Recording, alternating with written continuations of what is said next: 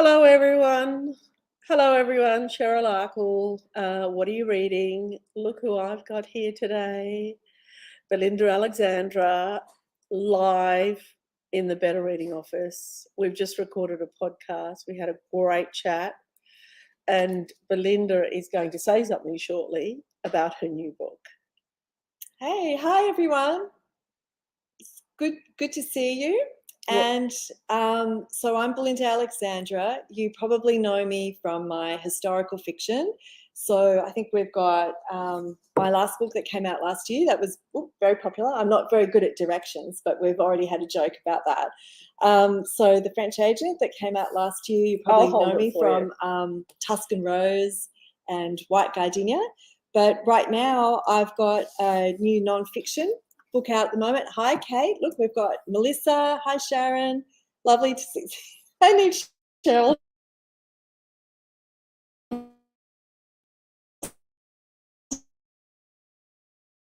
Hold the books to me, Holden. And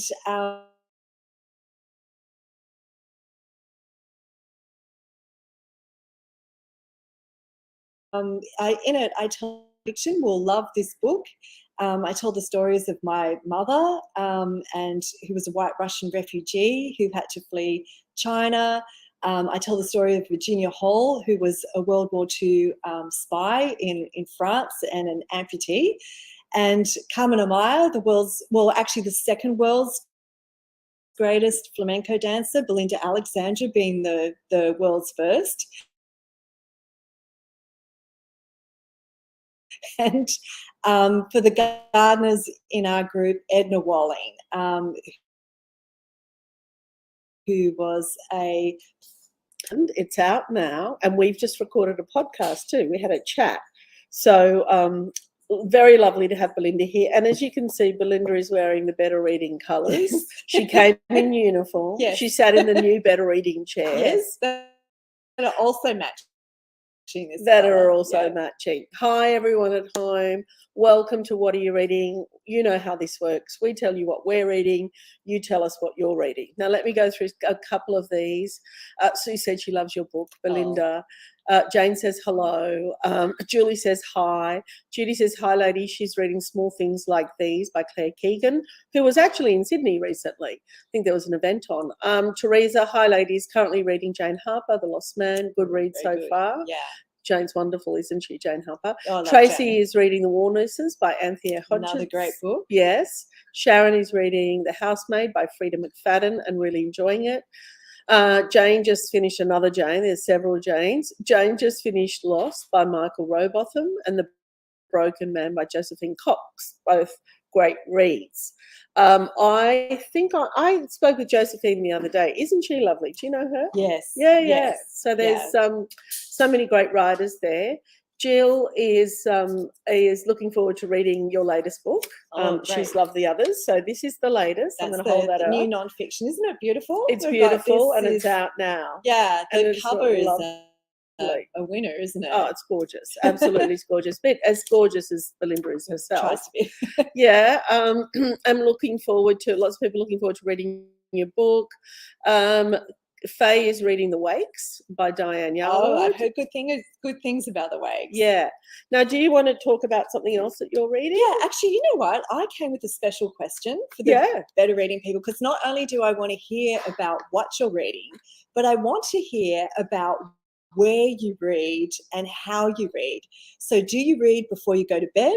Do you read on the bus? Do you read in the bath, on the beach?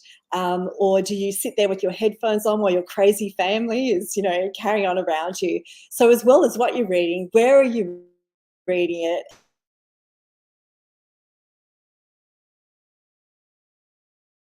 And how are you reading it?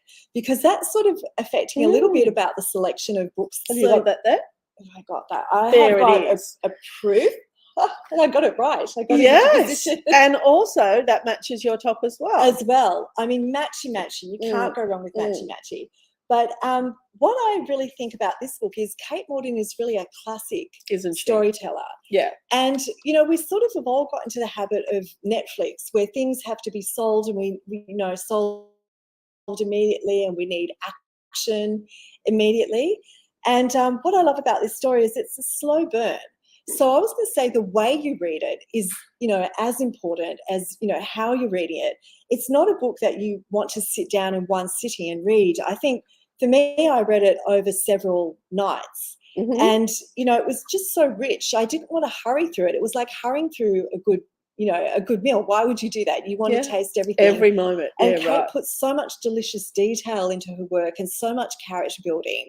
So I really loved it. And she starts with this murder that takes place in 1959.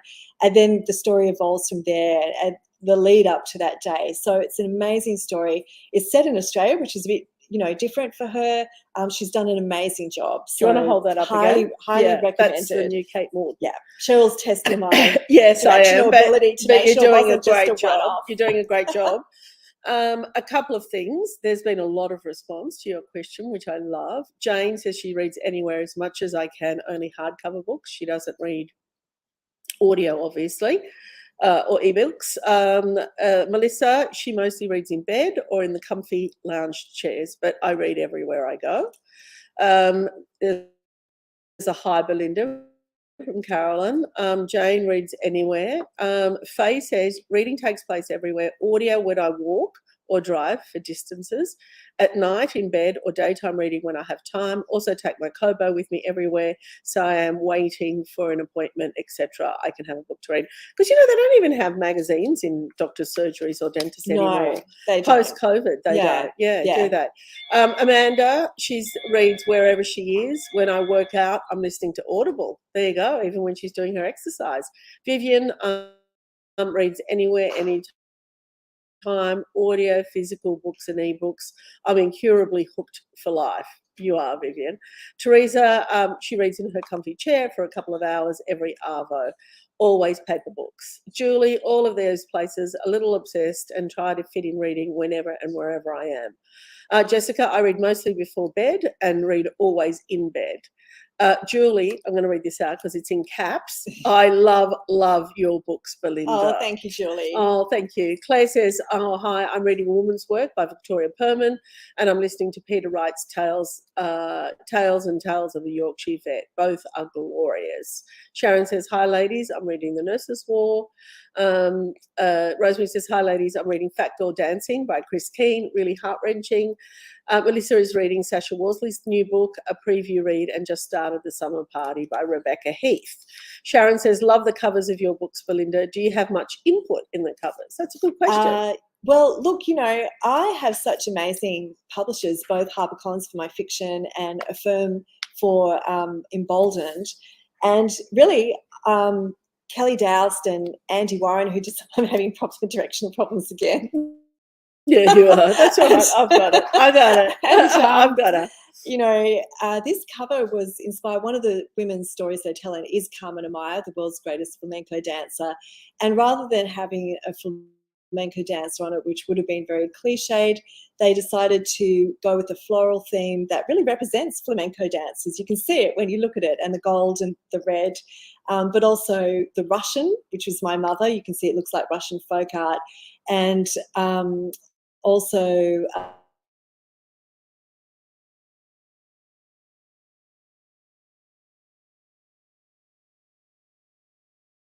the flowers, which is Edna Walling. So really, you can see that the designers put a lot of thought into it. You don't really even need to ask me.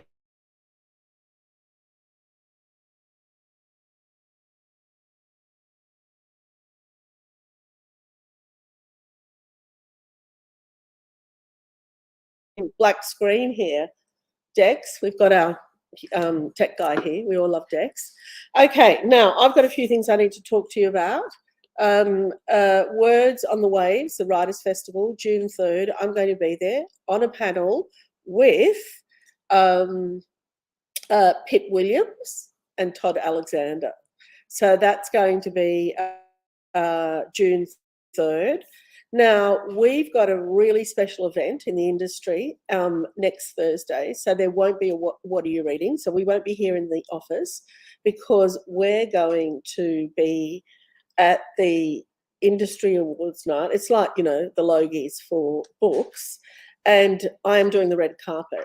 And we're doing it live and we're streaming live. So that's 6:30 next Thursday. We will be on the red carpet. We'll be, you know, talking to many authors that are there. We'll all be dressed up and looking lovely and having nice chats. Are you going? Me? Yes. No. No, you're not going. Okay. I'm sorry, but No, I no. would love to be going. Oh, yeah. So join us. What time is the red carpet? Is it 6:30?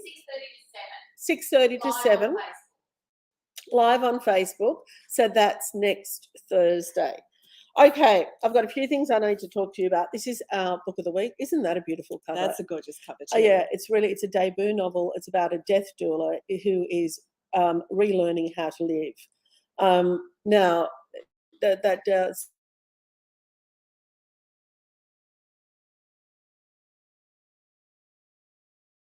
sound a little bit. That's out now.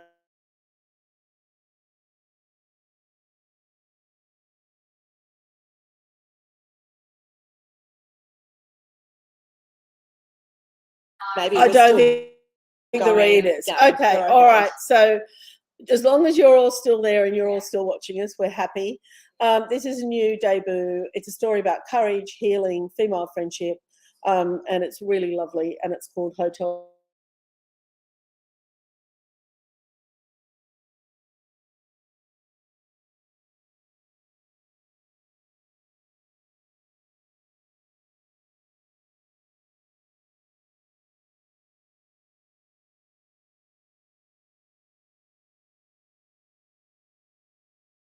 There's lots of modern day people in circuses as well. A friend of mine's daughter, who's 17, is in the circus. It's fantastic. Have you got any plans to run away to the circus? No, anytime not soon? me. No, have you?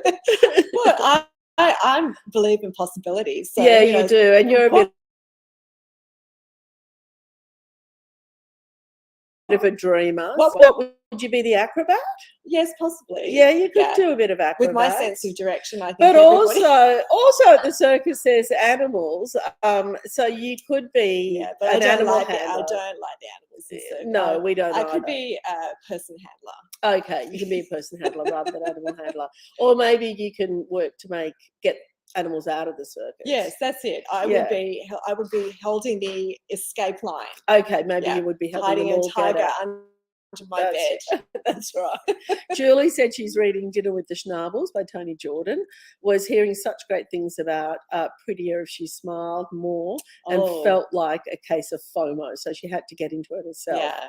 Okay, what else have you got there? Well, well, actually, I have to tell you about this because I have loved this read this month, Paris for Beginners by Rachel Coops. Now, some of you might know her from her play school, presenting, and she's also been on The Cloud's Daughters as well. So she's known for that, but she's also a theatre director and an actor as well. And this is a memoir of Paris, but I think it's an extra special one because, as well as those, beautiful moments that she talks about, that we love to read books about Paris for, about how things are arranged in the stores just so, and the history and the food and so on. The memoir for me is really special because there's 3 times that Rachel went to Paris. The first time she was 18, the second time she was on a scholarship to a clown school with the greatest French clown school. And that was the moment really defining moment for her, where she decided she didn't want to study economics. She wanted to live, I think in her words, not small, not mundane. She wanted to live grand. And she decided to become an actor when she came back to Australia. And then the third time, which is where the memoir begins, she's on the plane after COVID, and she's older. She's seen more of the hard side of life as a single mum. She's lost friends to tragedy. She's been given a very frightening medical diagnosis, all those things people experience as they get older. And she's going back to Paris almost to see if she can recapture that moment and that magic of possibility. And I think the question we always have for ourselves is, can we go back to that past, to our youth, or some time in our life where we were happy and recreate it? Or is that going to be a big mistake? Is that just not going to work? And so I think for me, that's what makes this memoir have just so much more richness to it.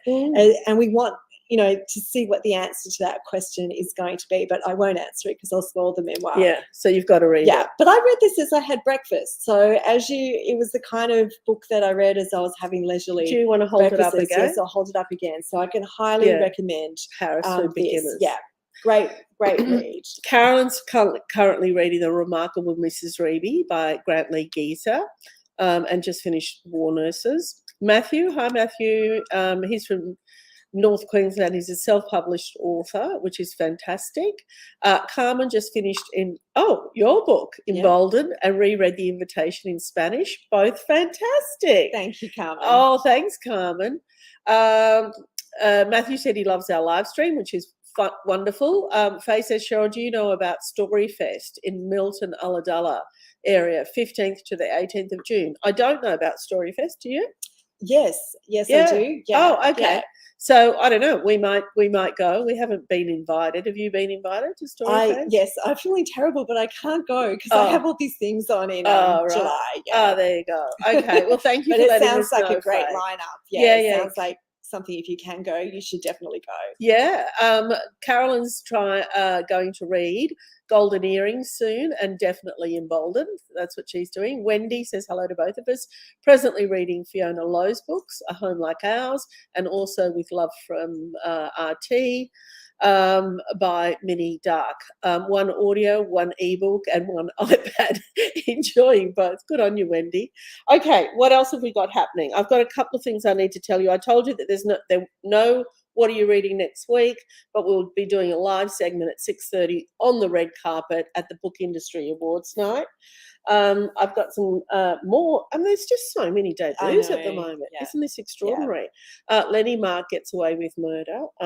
This is a really good book. It focuses on fresh voices, and so much is happening there. Oh, all three together. That's right. Yeah, there they are. All debuts. Can you believe it? And our book of the week, the one we just talked about. Now, listen, I've had a very special week, and I know a lot of you know this, but I got to chat to Tim Winton this week. I know. Can you believe that? I really have to pinch myself when I'm sitting there talking to people like him. And me. And you. Absolutely. Absolutely. Very, very.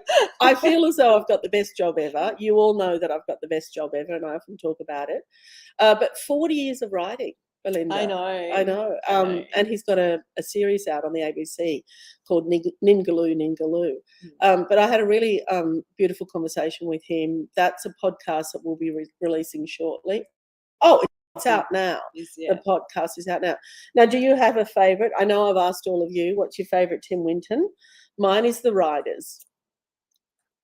Belinda, do you have one? I think I like The Riders too. Yeah. I do. What's your favourite Tim Winton? Tell us. Now, you know who I also spoke to this week? I spoke to Marcus Zuzak and Belinda Alexandra. I'm obviously feeling a bit needy today. I spoke to Marcus. He was not in person. I did it over Zoom.